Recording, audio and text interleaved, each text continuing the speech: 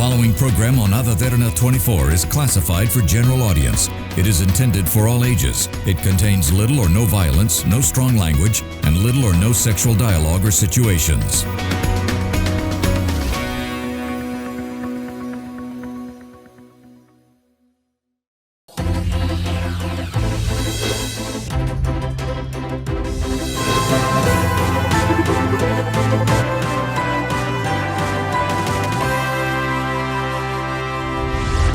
Good evening, and you're joining with us on another episode on Business Best, and this is a platform where we showcase the best in the business, and we will be introducing to you people who have excelled in their particular field in order to showcase their latest developments in their respective industry.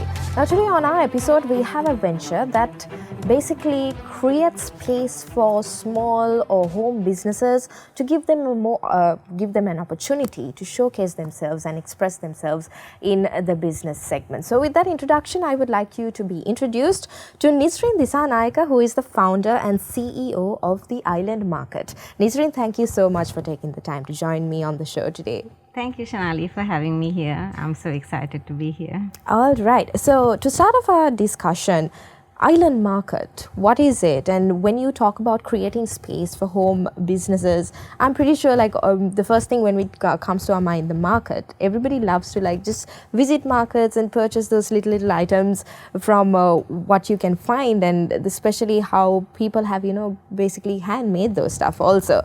So what is the definition of Island Market and the purpose of it?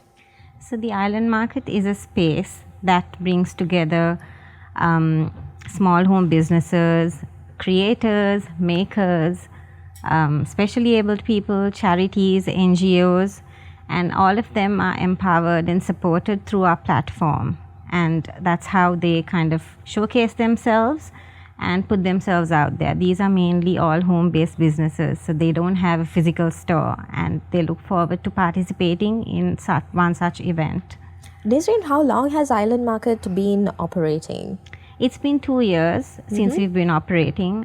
This idea came about during the latter bits of 2020, the lockdown and its repercussions, COVID, and people losing jobs, so many businesses shutting down, small businesses not able to have a platform to kind of showcase themselves. The community was grieving, and it was a very difficult time period, and we wanted to see what we could do to kind of liven up the community again, and that's how the market started. It's an inclusive market where it's just not vendors, but there's a lot going on. So you mentioned that you all started almost 2 years ago, and I think that was in the midst of the pandemic as well. Yes. And how can you describe the engagement of vendors and the community at that point? Because I believe that we were under restrictions and curfews as well.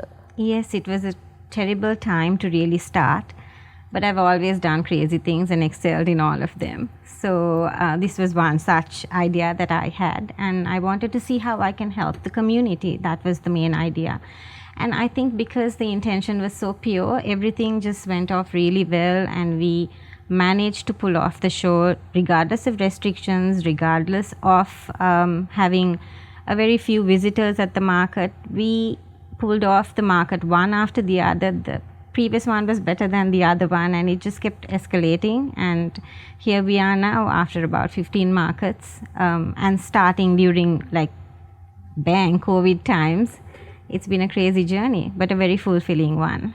What was the response you received from your customers and also with vendors? Now, when vendors are approaching you, what was their response towards joining Island Market?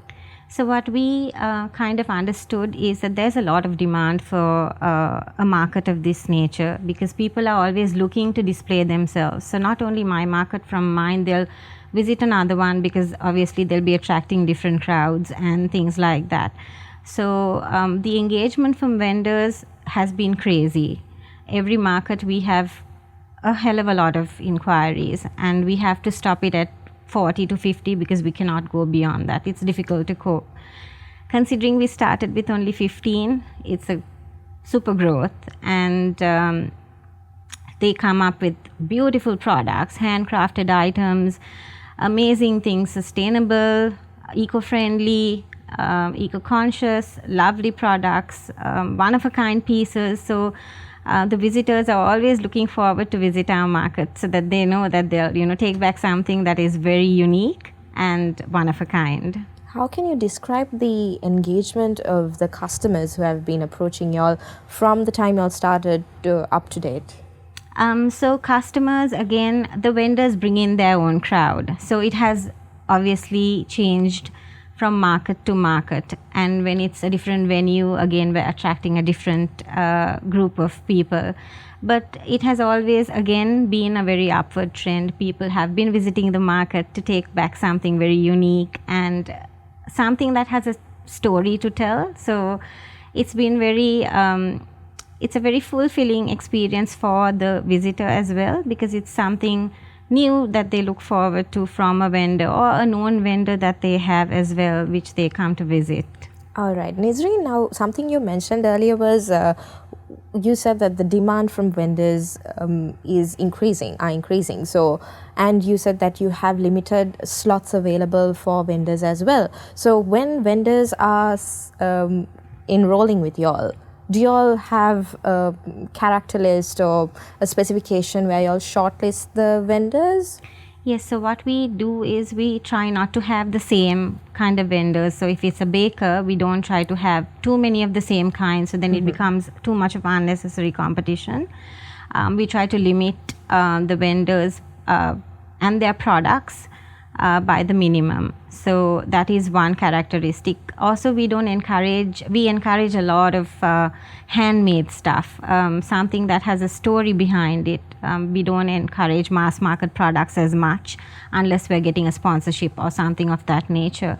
But like I said, we are trying to showcase something that's very unique and something that's one of a kind. So we kind of keep to that. And that's how we kind of shortlist our vendor selection process. So what was the main purpose you had in mind when you initiated this? Well, it was COVID times, like I said. People without jobs and small businesses had no place to go. Businesses were also shutting down. So people were kind of looking for ways to earn money, and little businesses, home-based ones, were cropping up. And there was a demand for that kind of a venture to kind of go forward. So the idea was to create a community where they can kind of participate and showcase themselves, for people to come and buy stuff from them, and to have that very livelihood and inclusive market where it's not just about buying and selling, but it's an engaging, like a nice exchange of energy, because there are different age groups that participate. We have open mics, we have stuff for kids, we have activities and vendors. So it's a bustling environment on the day. All right. So how can you describe the popularity of Island Market compared to 2020 and now? It is growing slowly but surely, and also the fact that we are creating awareness in our small way. Our digital marketing is the main mode for us right now because of the restrictions we are facing with in terms of finances.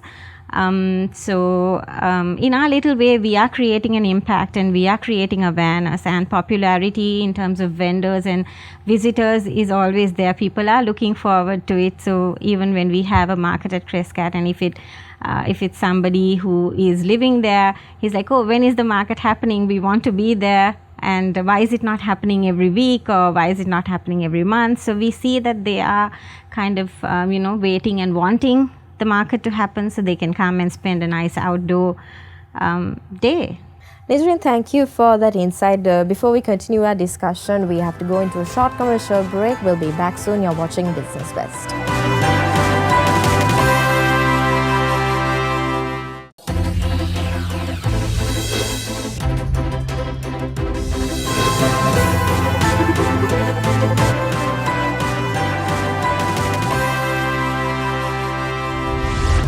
Welcome back to Business Best, and we were in discussion with Nisreen Dissanayake, who is the founder and CEO of the Island Market.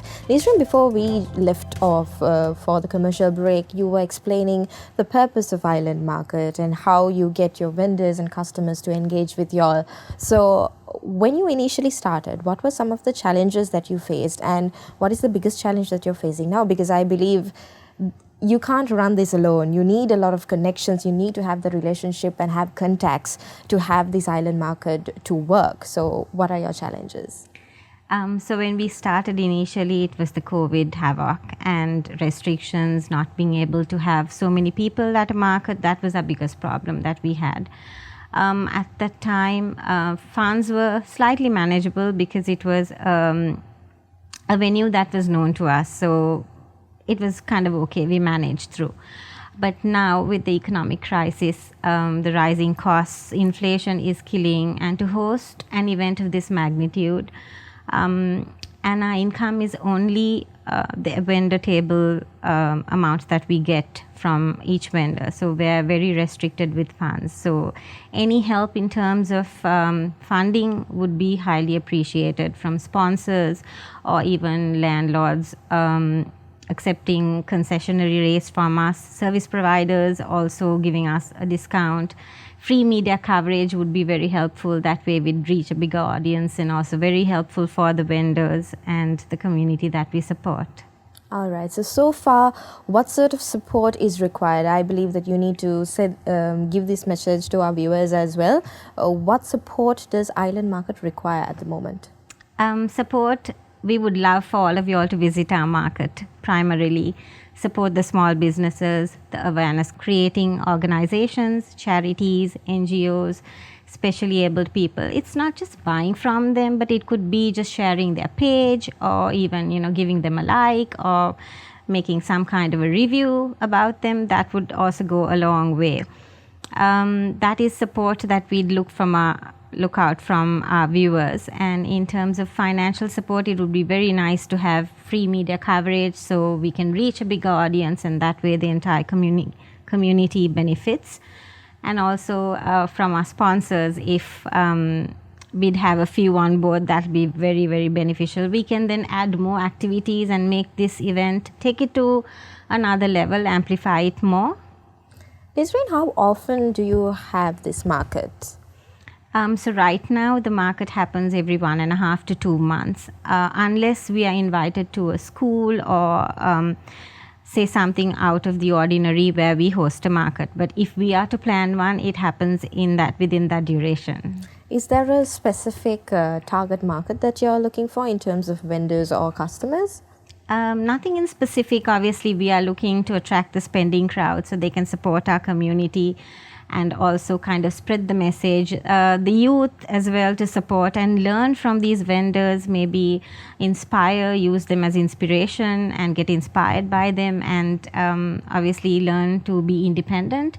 Females, it's lovely to see that 95% of our vendors are females, and they're doing tremendously well. I think amazing. The stuff is superb, products of great quality, the creativity behind the products, the story, and it's just amazing to see what is in store at every market. It amazes me and surprises me. Every market is amazing. So as an entrepreneur, as the founder of Island Market, how can you describe the vendor engagement? Do you see a lot of businesses popping up, and is it just in the Colombo area, or do you see people coming from different districts as well? So for the moment, we have been able to attract the Colombo crowd, 95% of them. And considering we have been hosting markets in Colombo, I feel like that's a great kind of radius to work within, so they'll come and support their said business. That is one. Obviously, we want to kind of expand eventually to out of Colombo and be able to also give the local artisans a chance to display themselves, because we have now created somewhat of a platform, and tie up ourselves with, make a few partnerships and see how we can kind of grow. All right. So again, as an entrepreneur, how can you describe the popping up of new ventures? It's amazing, obviously, to see so many new ventures budding up, and so many inquiries from new vendors. So we know that, this is something new that has cropped up, and amazing ideas obviously it's beneficial for us as a market to see so many new ventures popping up, and the fact that they can kind of display themselves at our market or any given market. So the fact that there are more new ventures is definitely a plus for us. Okay, to continue on that point now, Island Market, as we discussed earlier prior to the program as well, you mentioned that you all are giving the opportunities for women and especially for the differently abled people as well. So like that, what makes Island Market so unique? Well, as you know, we're a social enterprise, and we're focusing on creating a sustainable ecosystem. So it's not just a market that we're trying to create.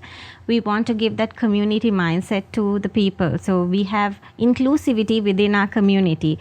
What is unique about our market is that we let charities, awareness creating platforms, especially able people come in for free, and kind of, represent themselves and make themselves aware, which they wouldn't be allowed to do anywhere else unless they paid a fee. So this is a great bonus for them. They make lovely connections, meet so many people, and people obviously patronize them more because of the cause that they support. So that has been a great, I would think that that's like a unique, the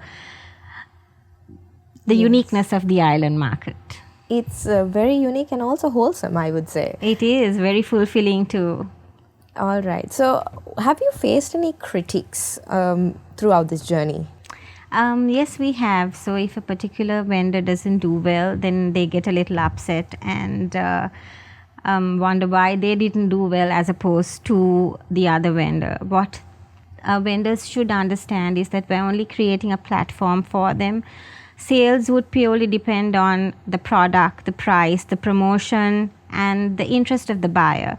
So if my sole purpose is to create the platform, and the rest will just happen. I mean, we do also try to market it really well, but the buying capacity depends on the buyer, obviously, and considering the economic crisis that we're facing, it's amazing to see that there is still so much support that is given towards our vendors. So yes, that is the only critic that I can really speak about.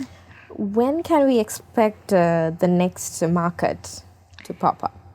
Hopefully June is when our usual market will happen, but there have been a lot of inquiries for collaborations, so there are a few that might come in before that. So looking forward to like a few cool collabs and smaller markets, very intimate ones, I would say. Looking forward to those. Recently, the last one you all had was in April, yes. I believe in the Crescat car park. How did that go? That was not so great because the rain ruined everything. But I must say that the vendors who have been with me from the start, and who have trust in me and been a part of the market before know what we kind of deliver, and they were very, very obliging and very nice and very supportive. So yeah, it was a little disastrous. The rain ruined everything and the footfall was not so great. But yes, they stood by till the end of the market, and like they say, you know who stands by you during your darkest times. And yeah, there they were. Nisreen, now how do you plan on sustaining the demand for this market? Well, basically, it's about creating awareness. So we are going to continue to do that in our little way and see what support we are going to get in the future through our connections and new connections that we make. Obviously, growth is also very important. So we do want to see how our collabs take us ahead and see how we can grow in that sense and kind of sustain our market and continue to do this, because the contribution that as a market that we have for our community is immense, and we see that appreciation through our vendors and also through our visitors. So what can the customers expect in the next market to come? Interesting finds, obviously, handmade products, unique stuff, a lovely ambience, a chilled out experience, music, and positive vibes. All right, so we are reaching the end of our program as well. So before we end, what makes this initiative most special to you, and what is the best thing that happened to you out of this? The fact that we have been able to help small businesses is a great initiative. The fact that we've been able to have charities, awareness creating platforms in our market has been great. The fact that we've been able to give out to our community, if we've had an excess from our market, like make some kind of a charity donation, has been very fulfilling. That has been the icing of the cake. That I would consider the most fulfilling experience for me from the market. All right. Thank you, Nisreen. Well, this is all the time we have on the program. And thank you so much for sharing all the details about Island Market. And I hope that vendors and customers would join the next market to come. Thank you so much. Thank you, Shanali. Thank you. All right, that was our episode on Business Best. We will be back again next week with another product or service that would interest you. Just in case you couldn't watch us on air, you can always rewatch by catching us on our YouTube channel, youtube.com/Ada Derana English. I'm Suzanne Shanali. Stay safe and have a good night.